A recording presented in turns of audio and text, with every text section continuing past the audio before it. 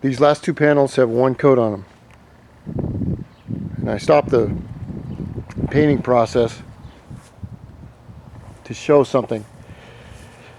Now pretend that I'm a rain cloud, and what you're looking at right there, I'm 100 feet up in the sky, and I'm looking at the top of this fence. Over the months and the years, the rain is going to beat right here, come down here, it's going to hit right here, run down these panels, and it's going to knock the hell out of this area right here. So we think like water. These areas have gotten more primer on them than the other areas because of that main reason. Because if you think, the only thing that's going to damage these fence posts is water or snow, mainly water. So I put extra there. Now the other thing that I do is I will put extra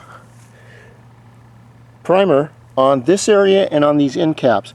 Now you see the end cap right there where it's rough? Now what some painters will do is they will primer that. I don't mean primer. They'll put caulking on it to kind of seal it. Now you can do that because you got to remember this is the closest to the ground, and it's also going to be all the water and everything that is on these panels, the gravity is going to take them down to this area right here. So that's what I've done with that, and I've used up about 3 gallons of primer.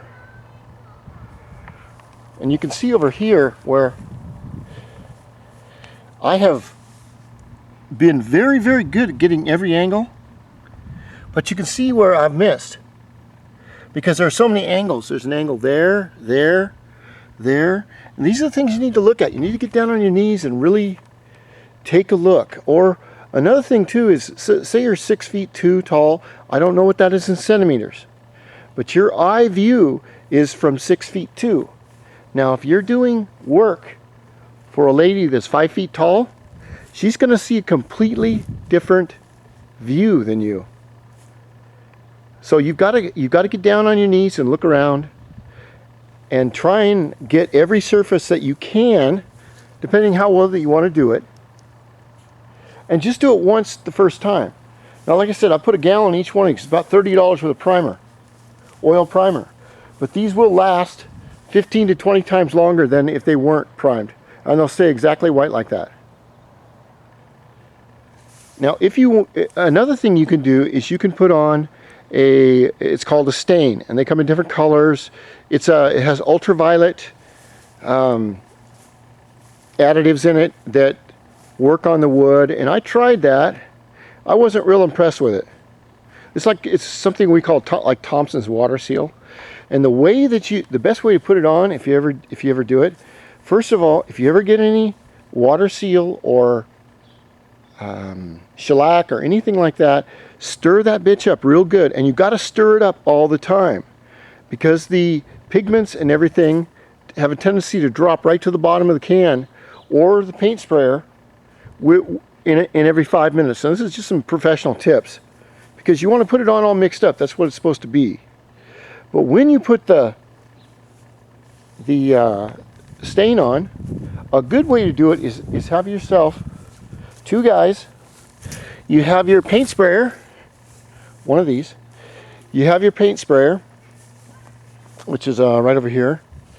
And you have one guy spray the panel 2 or 3 feet.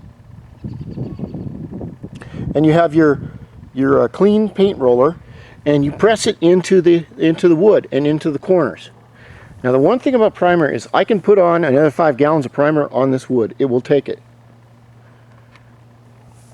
Tape's getting too long. I'm gonna have to go to another one. Boy, I know I talk too much, but you know, someday my son may look at this or someone and say, you know, he takes a long time to explain it, but at least he answered all my questions.